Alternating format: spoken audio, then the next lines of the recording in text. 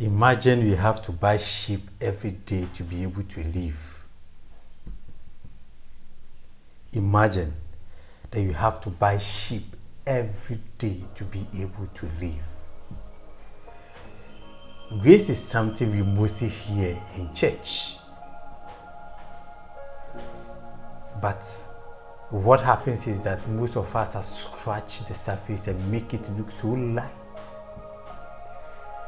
Some people see grace as a license to live carelessly. Others also see grace as a theological idea too lofty to apply, too lofty that it is so high for us that we can't even apply it. Meanwhile, grace is the heartbeat of the church. Grace is the reason why you and I can stand before God.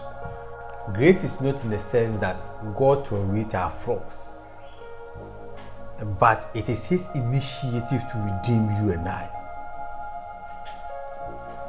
Just see grace as this. Grace is like you going out with your child and you have to wash this child, you bathe him, you have cleaned the child, and you are putting on a nice dress, befitting dress for that child. You ask the child to wait for you, and by the time you came, the child has messed everything up. From the shoe to the hair, the child has messed everything up. You could have dragged that child like that with that dirt because the child chose to make him or herself dirty after you have taken your time to take very good care of him or her. But you decide to take that child inside, clean that child again, put on another beautiful and a nice dress, nice shoe and everything. To the extent that when you take that child out, nobody sees the child that made himself dirty. Nobody even recognizes that. Nobody even sees, nobody even can see a trace of the dirt around that child again, because you have washed everything from that child and you have given that child a new clothes, a new shoe. You have polished the hair and everything. That is how grace looks like. Grace is not for the fact that God tolerates that child, or you tolerate that child making him or herself dirty. No. But grace is the fact that you love that child to the extent that you don't want the child to remain in debt. So you don't want that child to also go out with such a debt. It's a disgrace. You love your child so much that you want your child to look very healthy, to look very clean, to look very neat. That is what God does to us. He did not tolerate our flaws, or He does not tolerate our flaws. That is why He gave us grace. However, it's because it's an initiative to redeem us because He loves us. But the most interesting and the most sad part is that most of us has taken this grace for granted. We have used grace as a yardstick to do whatever we like. We have used grace as a yardstick, so whenever somebody is going to say, that's I have grace, that's why I have grace, God will forgive me. We have used grace to misbehave. You remember the woman who committed adultery, who was caught rat on adultery, and that woman was brought to Jesus Christ. Even though they came to use that woman to tempt Jesus to gush words out of his mouth, but it was also a death penalty for that woman.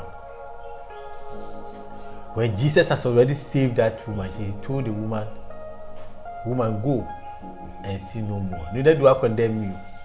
If they did not have the guts to condemn you because they think they are sinners, I am not also going to condemn you, but go and sin no more. Jesus did not say what he had. Jesus did not say that no, what you did was not that bad. You are not the only person who have committed sin. They shouldn't be dragging you like that. No, Jesus did not say anything like that. Jesus said that if they have not condemned you, what it means that if they have not taken your life from you, because of what you did, I am not going to do same. But what I'm telling you is that go and live a life of sin. Go and sin no more. This is what Christ is saying to us, giving us opportunity after multiple sins, giving us opportunity to come to Him again. It's not a yardstick for us to live our lives anyhow and still be prouding ourselves in grace. That is why someone intentionally will be stealing companies' money, yet will be prouding himself of, I walk under grace. That is why somebody will be fighting and will be pushing people together, crashing people together. Yes, we will still be saying that I am under grace. That is what grace is for. Grace is meant for your good. Grace is meant for your good. If God is going to give you grace, and this grace is going to help you to remain in sin, then why will God give you grace? If grace is going to help you to remain in sin, then there's no need for grace. Grace is not to help you to remain in sin. Grace is not meant to make you comfortable in sin. No. Grace is meant for you to appreciate that once you have given the next opportunity, another chance, you make good use of that opportunity, you make good use of that chance, so at the end of the day, what Christ did for you will not go waste. And God has to come down from heaven to lay down His life for you. Has to go through humiliation, has to be chastised, has to be beaten, go through all sorts of insults, handle all sorts of pains and everything, just for you to feel comfortable in sinning, comfortable sinning and be saying, I have grace. And that is that what life is all about? Is that what grace is all about? Is that what Christianity is all about? Is that the reason why Jesus has to come and die for you? Come on. Grace is telling you that, please, I don't want you to live in a life of performance. No. Grace is saying that I want you to come to me with a clean heart, pure heart. I want you to come to me without fear. I want you to come to me like seeing your Father. Come to me. This is grace. If not this, imagine you have to be buying sheep every day.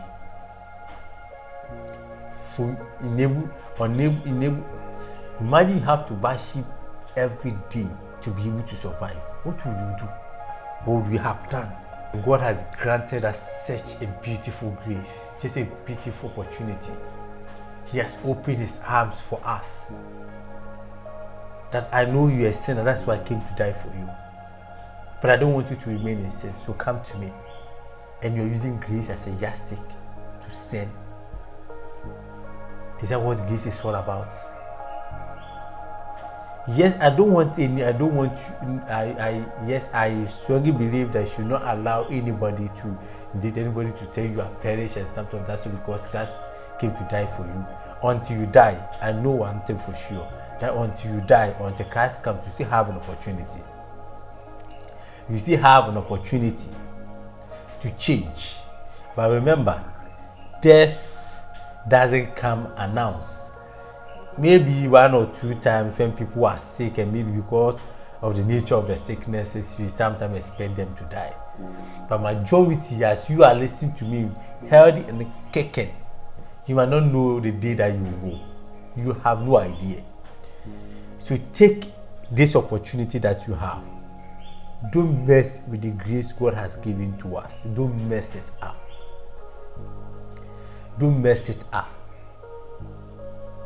Don't feel because anytime you go to God and you ask for forgiveness, and because of that, when you do it, you go and ask for forgiveness.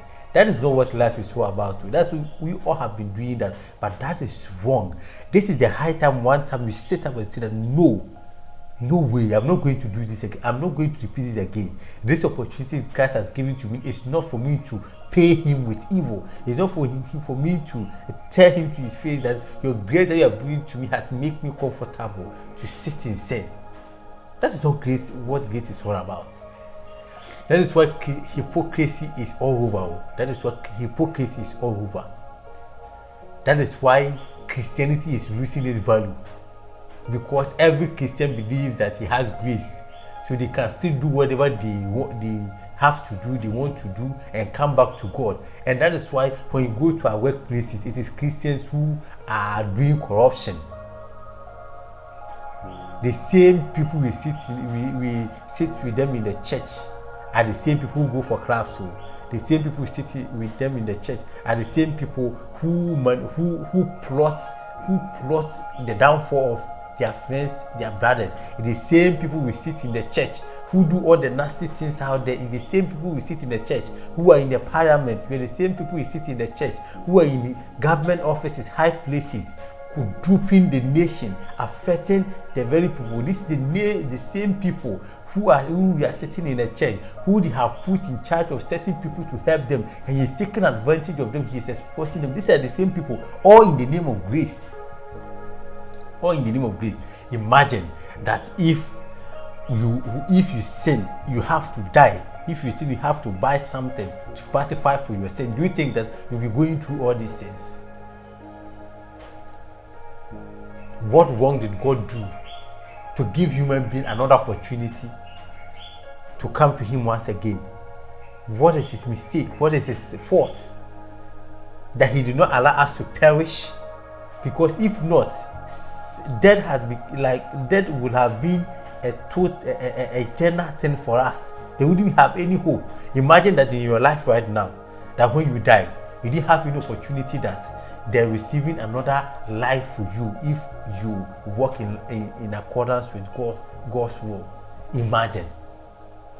It is this same grace that Christ came to die for, that has given us opportunity, that he says, I go and prepare a place for you, and that he will come back and take her. It is this same grace that, yes, I know that this word was meant for you, but this word has been corrupted. The devil has taken over. The devil is doing everything possible to destroy this word. Yet I'm going to take you away from this word. I am going to take you away from this word. It is the same grace. Yet you have taken this grace for granted. We go to church and pray and sing, and once we leave the church, our lives is totally different. Our life becomes totally different. We tend to be emotional. We tend to be emotional beings before God. When we go, and the way we'll be rolling ourselves on the ground, the way we'll be lifting our eyes and our hands in the air. That was what God is expecting, that grace should give you that boldness, that boldness to come to him, but not to live there and behave as if you are not the same person who you were raising your hand before God. No. Please, let's do better. Let's do better. If you allow grace to have impact in your life, it is even going to affect me. It's going to affect your neighbor. It's going to affect your friends. Let's imagine that all Christians are taking advantage of grace and say that, God, for this privilege, for this opportunity you have given to me, I'm not going to mess it up. I'm going to change for good. I'm not going back to it. Look at how our lives will be.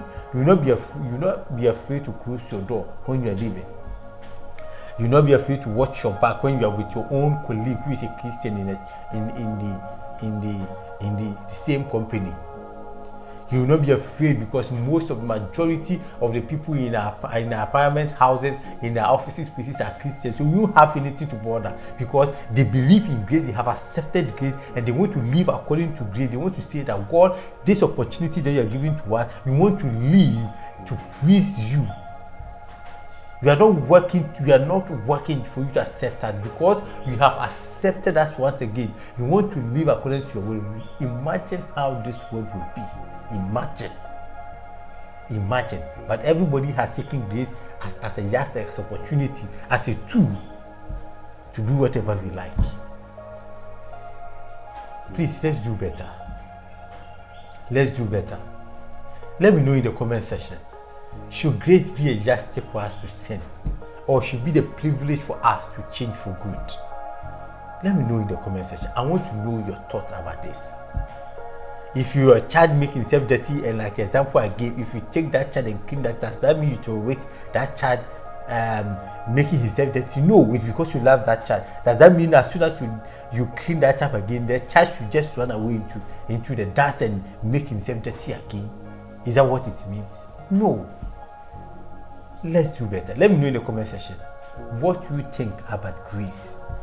Should it be a yardstick as we have been using to sin? Or it should draw our minds or attention to the fact that we need no other evidence, because Jesus came to die for us, and we want to live so that he will know that indeed his death was never in vain, and is never in vain, and it will never be in vain, because we are going to take advantage of the opportunity he has given to us. Let me know what you think in the comment section.